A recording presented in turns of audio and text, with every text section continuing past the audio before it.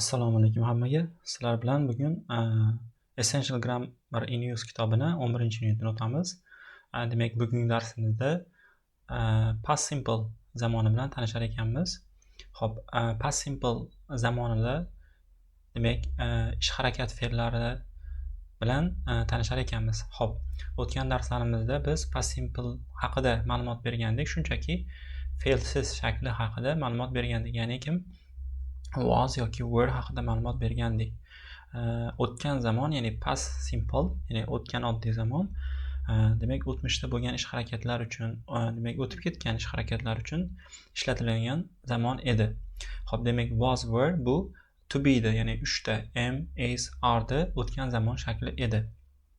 Xo'p, bugungi darsda esa fe'li bor gaplarda o'tgan zamon shaklini o'rganar ekanmiz.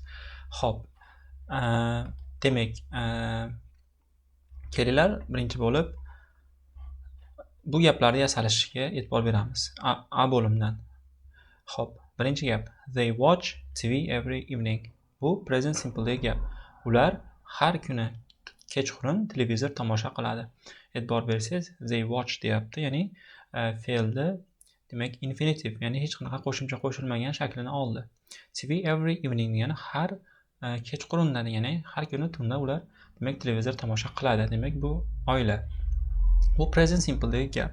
Demak bu odat, ya'ni takrorlanib turuvchi ish harakati. Shuning uchun present simple da yozildi.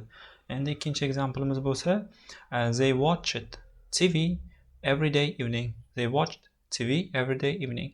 Demak yesterday evening, sorry. Kecha kechqurun ular televizor tomosha qildi. They watched TV yesterday evening.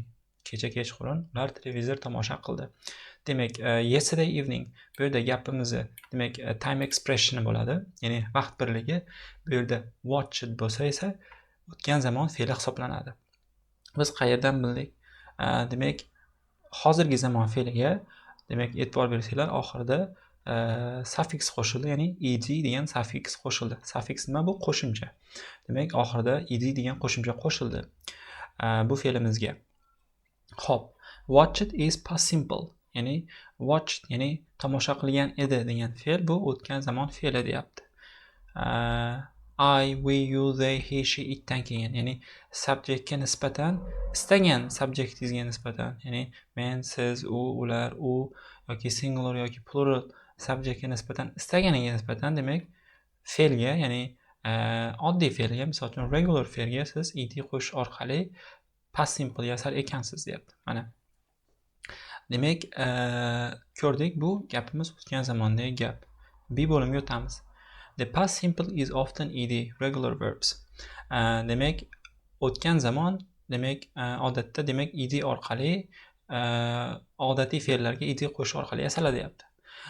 Demak, biz bitta narsani bilib olaylik. Ingliz tilida fe'llar bor, ya'ni regular verbs bor, ya'ni regular deyiladi. Misol uchun bitta yozilgan, mana regular verbs, ular odatiy fe'llar va irregular verbs, ya'ni noodatiy fe'llar.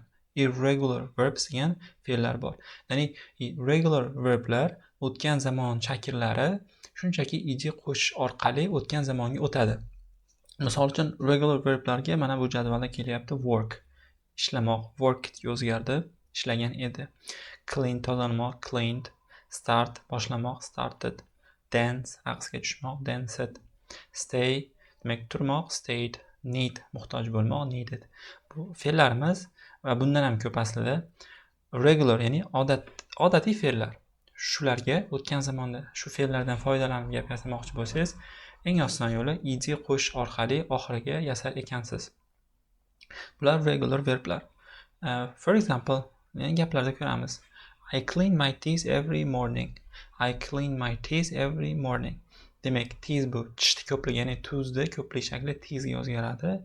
Har tongda tishimni tozalayman. Har tongda tishimni tozalayman. Every morning bu present simple, demak, hop, time expression bo'lyapti. Bu present simple gap. Sababi clean bo'lyapti. This morning I cleaned my teeth. This morning I cleaned my teeth. Bugun ertalab tishimni tozalagan edim. Bugun ertalab tishimni tozalagan edim. Ko'ryapmiz bu yerda demak fe'lga ed qo'shimchasi qo'shilayotganini. Ikkinchi gapimiz Terry worked in a bank from 2005 to 2011. Terry worked in a bank from 2005 to 2011. Terry bankda 2005-yildan 2011-yilgacha ishlagan edi. Terry bankda 2005-yildan 2011-yilgacha ishlagan edi. Bu gapimiz o'tgan zamondagi gap. Shuning uchun fe'limizga ed qo'shimchasi qo'shildi. Ko'ryapmiz, bu work degan fe'l, demak odatiy regular fe'l. Keyin gapimiz yesterday it rained all morning. Yesterday it rained all morning. Kecha demak tong bo'yi yomg'ir yog'di. Kecha tong bo'yi yomg'ir yog'di. All morning ya'ni butun tongda, ya'ni ertalabda yomg'ir yog'di. Rain deyapti. Qaranglar, albatta ed qo'shimchasini qo'shyapti. It stopped at lunchtime. It stopped at lunchtime. Demak yomg'ir demak tushlik vaqtida to'xtadi. Yomg'ir tushlik vaqtida to'xtadi. E'tibor bersanglar, bu yerda ham ed qo'shilyapti va stop degan fe'limiz oxiridagi undosh harf, ya'ni p harfi ikkita bo'lib ketyapti. Bu spelling. Xo'p, bular haqida pastda gaplashamiz. We enjoyed the party last night. We enjoyed the party last night. Kecha tunda biz demak kechagi tundagi demak party, ya'ni bayram, juda ham yaxshi bo'ldi. Biz undan maza qildik. Kechagi tundagi partida, bayramda biz maza qildik deyapti. Ko'ryapmiz, bu yerda ham bu enjoyed deyapti. Ya'ni rohatlanmoq degan yoki maza qilmoq degan fe'l. We danced a lot and talked to a lot of people. We danced a lot and talked to a lot of people.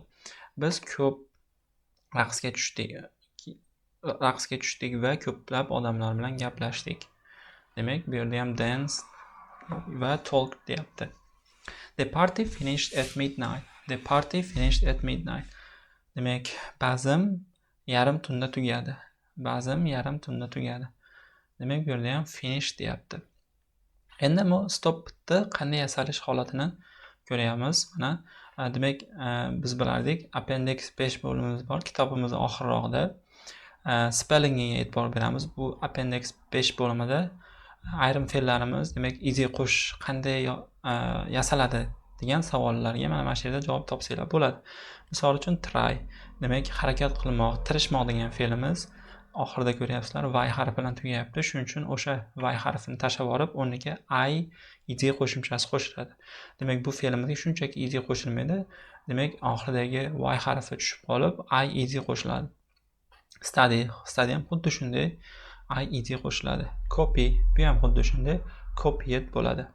Endi misol uchun oxirida undosh harf bilan tugagan p stop degan so'zimiz stopped bo'ladi. Stopped.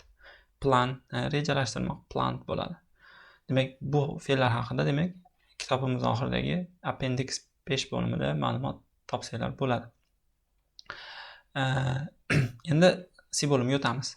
Some verbs are irregular. Yuqorida aytgandek, ba'zi fe'llarimiz demak noto'g'ri fe'llar deyapti. Not regular deyapti. Ya'ni to'g'ri emas deyapti. The past simple is not easy deyapti. Ya'ni u fe'llarimizni o'tgan zamonda ishlatsangiz, shunchaki ed qo'sh orqali o'tgan zamonda ishlatilmaysiz deyapti. Here are some important irregular verbs. Ya'ni quyida bir qancha muhim irregular verblarimiz bor deyapti. Demakki, o'sha fe'llarga siz endi ed qo'sh orqali o'tgan zamonda ishlatilmaysiz. U fe'llarda demak o'zagi o'zgaradi deyapti. Misol uchun aytaylik, begin, boshlamoq, beganga o'zgaradi. Ko'ringlar, bitta beginnet demayapti, beganga o'zgardi. Break, ya'ni sindirmoq, broke ga o'zgardi. Bring, olib kelmoq, demak brought ga o'zgardi. Build, yasamoq, qurmoq, built ga o'zgardi, build. Buy, sotib olmoq, bought ga o'zgardi. Ko'ryapmiz, misol uchun aytaylik, read degan, ya'ni kitob o'qimoq degan fe'limiz, demak ikkalasi bir xil readligicha qoldi, lekin buni talaffuzi, ya'ni pronunciationi read bo'ladi.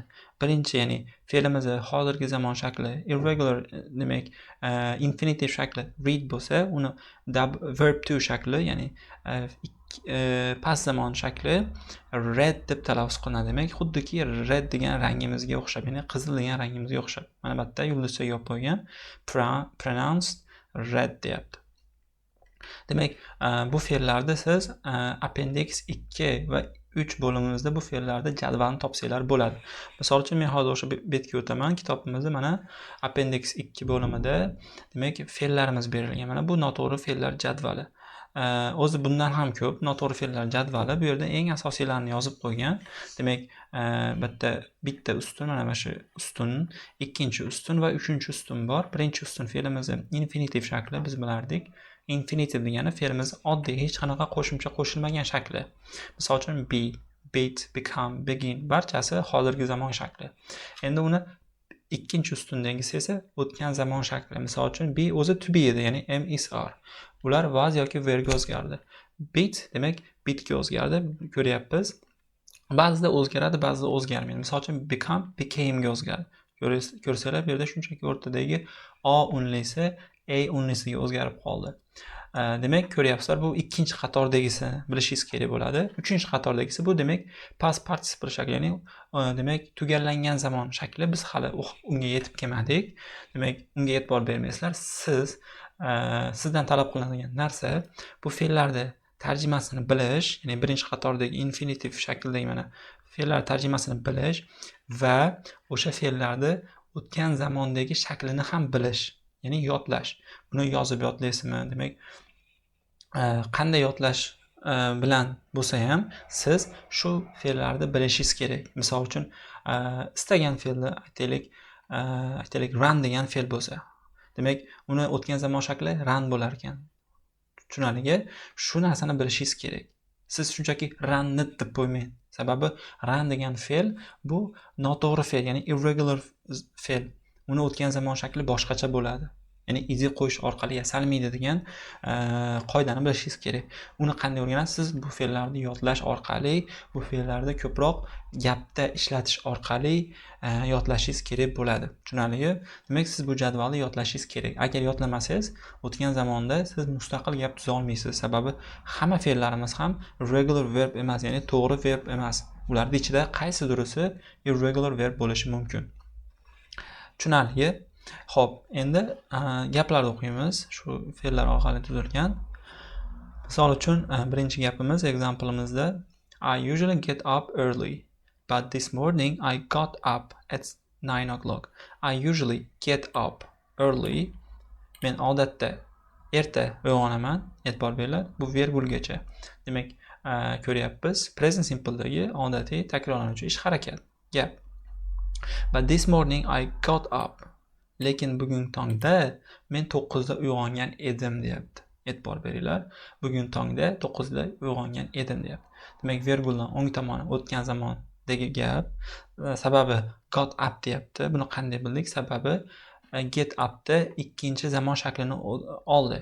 Demak, get got ga o'zgaradi. Misol uchun men ko'rsatsam bo'ladi. Mana misol uchun get got ga o'zgardi. Mana bu get degan fe'limizni ko'rsak bo'ladi. Got ga o'zgardi. Demak, get up, got up ga o'zgaradi. Tarjimada uyg'ongan edim deb tarjima qilsangiz bo'ladi. Ikkinchi gapimiz we did a lot of work yesterday. We did a lot of work yesterday. Kecha juda ham ko'p ish qildik yoki ish qilgan edik. Kecha juda ham ko'p ish qilgan edik. Bu yerda demak did deyapti. Did nima? Did bu mana jadvalda ko'rsak bo'ladi. Do, ya'ni bajarmoq degan fe'lni o'tgan zamon shakli. Demak, o'tgan zamon shakli did ga o'zgarar ekan. Yesterday bo'lsa, demak, fe'limizni, gapimizni, demak, time expression. Demak, we bitta subject, undan keyin did verb to, ya'ni ikkinchi verb shakli va irregular verb a lot of work, demak, gapimizda qolgan qismi. Caroline went to the cinema 3 times last year. Caroline went to the cinema 3 times last year. Caroline o'tgan yili 3 marotaba kinoga borgan edi. O'tgan hafta debdi. Men o'tgan yili deb tarjima qilibman. Uzr so'rayman. Demak, Caroline o'tgan hafta 3 marta kinoga borgan edi.